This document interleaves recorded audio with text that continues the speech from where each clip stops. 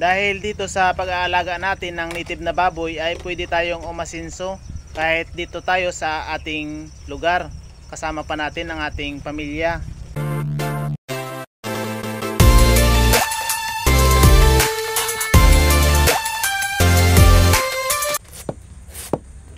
Magandang umaga mga kamangyan. Nandito ulit tayo sa ating babuyan. Nare-ready na natin ang pagkain ng ating mga alagang baboy. Hinahaluan natin ng organic ang kanilang pagkain para makatipid tayo. Sa mga gusto o nagpaplano pa lang na mag-alaga ng native na baboy, bibigyan ko po kayo ng idea at i-share ang aking karanasan kung paano magsimula sa pag-aalaga ng native na baboy. Ang pag-aalaga ng native na baboy ay maganda at may potential tayo na kumita ng malaki, lalo na kung marami ang aalagaan natin na native na baboy, dahil sa nakakatipid tayo sa pagkain nito, lalo na kung marami tayong mga organic na pagkain na pwede nating ibigay sa ating mga alagang baboy. Pero akala ng iba ay madali lang mag-alaga ng native na baboy, basta may budget ka pangbili ng pagkain at mapakain mo siya araw-araw ay okay na. Unang-una kong isasuggest sa inyo mga kamangyan, bago kayo mag-alaga ng native na baboy, dapat ito ay nasa puso nyo ang pag-alaga ng native na baboy. Hindi yung nakita nyo lang sa isang post sa Facebook, sa YouTube, ayun na rin ang gagawin nyo. Nakita nyo lang na marami at magaganda, nakakatuwa, ay gustong gusto nyo na rin mag-alaga ng native na baboy. Mali po yun mga kamangyan, dahil marami rin kayong pagsubok na mararanasan sa pag-aalaga ng native na baboy. At hindi rin kayo agad-agad nakikita sa pag-aalaga ng native na baboy. Taon pa ang hintayin para kayo ay kumita, lalo na kung nag-uumpisa pa lang kayong matuto sa pag-aalaga. Kaya pag-isipan nyo muna at huwag kayong magpapadala sa bukso ng inyong damdamin. Ang kailangan sa pag-aalaga ng native na baboy ay sipag, tiyaga, diskarte at sakripisyo. Kailangan din na meron kayong pang suporta sa pagkain. Kahit na nagbibigay kayo ng mga organic na pagkain, ay kailangan nyo pa rin gumastos para sa pagkain nila at sa maintenance, tulad ng mga gamot nila at ng vitamins. Kaya mas maganda kung may trabaho kayo, ay wag na muna kayo magre-resign. Magsimula na kayong mag-alaga ng native na baboy habang nagtatrabaho kayo.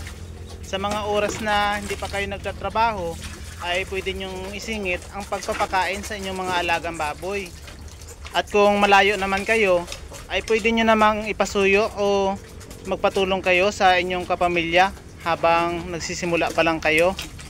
Kung may partner naman kayo, ay pwede nyo namang pag-usapan kung sino muna sa inyong dalawa ang magtatrabaho, kung ikaw ba o siya, para pang suporta lang sa pagkain ng inyong alagang native na baboy habang nagsisimula pa lang kayo.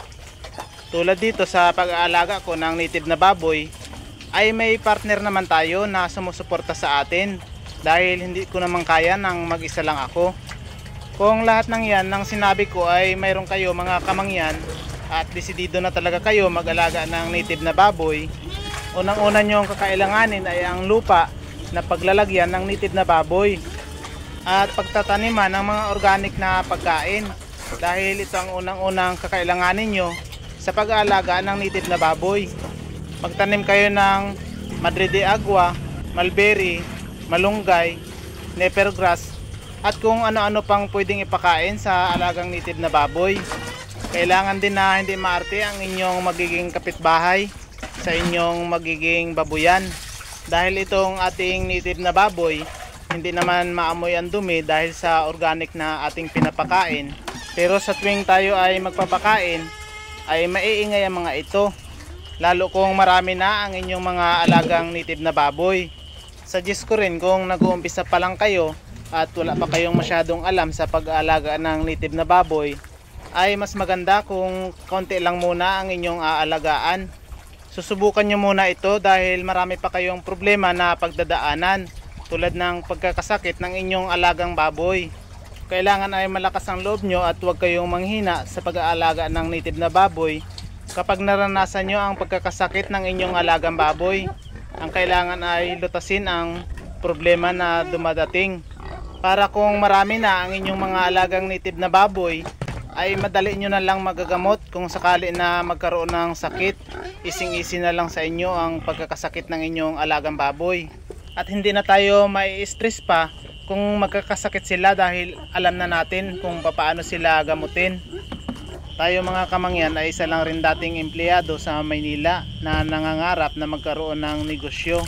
Habang nagtatrabaho tayo sa Maynila ay iniisip na talaga natin na magkaroon tayo ng negosyo sa probinsya. At ang nasa puso natin ay farming. Hawak pa natin ang oras natin at kaya nating kumita ng mas mataas pa sa minimum rates. Makakasama pa natin ang ating pamilya. Matagal na rin naman tayong nagtatrabaho at maganda rin naman ang kumpanya na napasukan natin. Okay rin ang benepisyo. Paulit-ulit lang ang routine natin. Nagtatrabaho tayo ng 8 hours araw-araw. At kahit madagdagan ang trabaho natin, ay ganun pa rin ang sinasahod natin. Noong nag-umpisa tayo sa pag-aalaga ng native na baboy mga kamangyan, ay isang biik lang ang ating inumpisahan. At nabili natin ito ng 1,200. Buti na lang rin at isa lang ang ating nabili na biik dahil wala pa tayong idea sa pag-aalaga ng native na baboy. Basta ang alam lang natin ay pakakainin lang natin ito. Habang pinapalaki natin ang ating nabili na biik, ay doon naman natin na i-encounter ang mga pagsubok na dumadating tulad ng pagkakasakit ng ating alagang baboy. At utay-utay rin nating nalalaman kung paano natin gagamutin ang ating alaga. Ang kagandahan pa doon mga kamangyan ay isa lang ang ating alaga. Kaya ang stress natin ay kaunti lang. Kaya ngayon na nagpaparami tayo ng ating mga alagang native na baboy, ay madali na lang sa atin na lutasin ang pagkakasakit ng ating alagang native na baboy.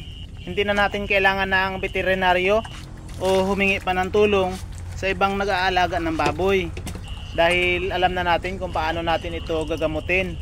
Ang pag-aalaga ng native na baboy ay mas madali kaysa sa may lahi na baboy dahil mas matibay sila sa sakit. Sa pagkain naman nila ay hindi natin kailangan ng sobrang laki na puhunan.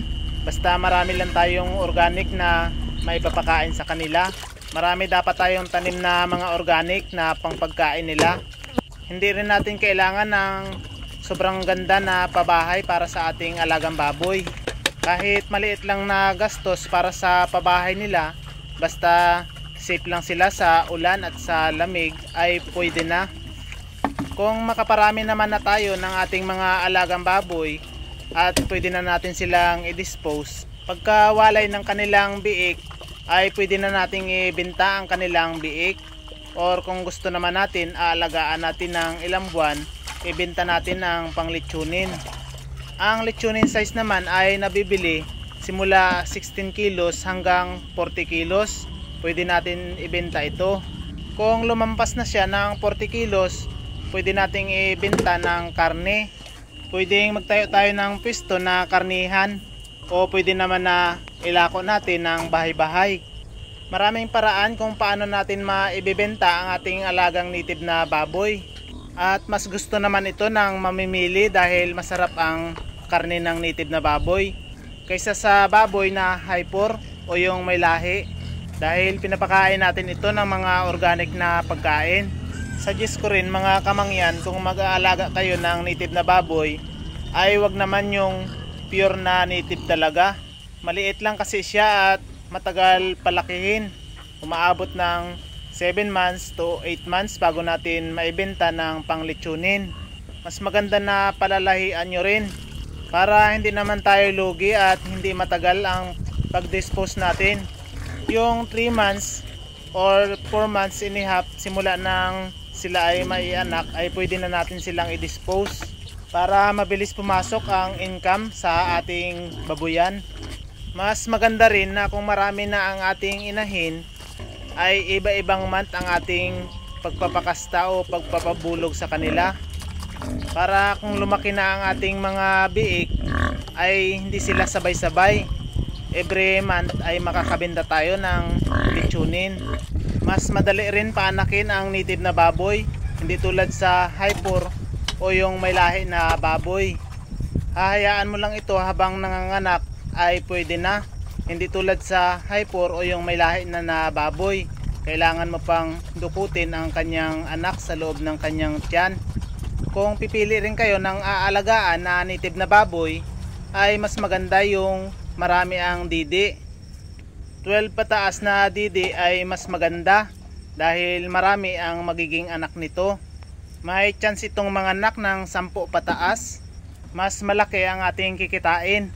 Yan ang kagandahan sa pag-aalaga natin ng native na baboy. Kaya kung gusto mo talaga o pinaplano mo na mag-alaga ng native na baboy, ngayon pa lang ay magtanim na kayo ng maraming mga organic na pagkain, mga kamangyan. Or kung wala pa kayo sa probinsya nyo at nagtatrabaho pa kayo, magpatanim na kayo sa inyong kapamilya sa area na paglalagyan nyo ng inyong babuyan. Para kapag nagsimula na kayo sa plano nyo na pag-aalaga ng native na baboy, ay marami na kayong organic na pagkain na maibibigay sa inyong alaga. Hindi na kayo mauubusan ng mga organic na pagkain. 6 months to 1 year simula ng pagtanim nyo ng mga organic na pagkain, ay pwede nyo na itong ibigay sa inyong mga alagang baboy. Sana ay nakatulong ako at nakabigay sa inyo ng idea, mga kamangyan. Dahil dito sa pag-aalaga natin ng native na baboy ay pwede tayong umasinso kahit dito tayo sa ating lugar. Kasama pa natin ang ating pamilya. Nakakapag-banding kayo habang nag-aalaga ng inyong alaga na native na baboy. Paano mga kamangyan, hanggang dito na lang muna ang ating video. Sana ay may natutunan kayo. Sa mga OFW na patuloy na sumusuporta sa aking channel, maraming salamat po. Sa mga subscriber at silent viewer, marami pong salamat. Sa ngayon pa lang nakapanood ng aking video, ako po ay humihingi ng pabor na paki-like, subscribe at pakipindot na rin ang notification bell para lagi kayong updated sa susunod pa na video na ating gagawin. Happy farming mga kamangyan! Bye bye!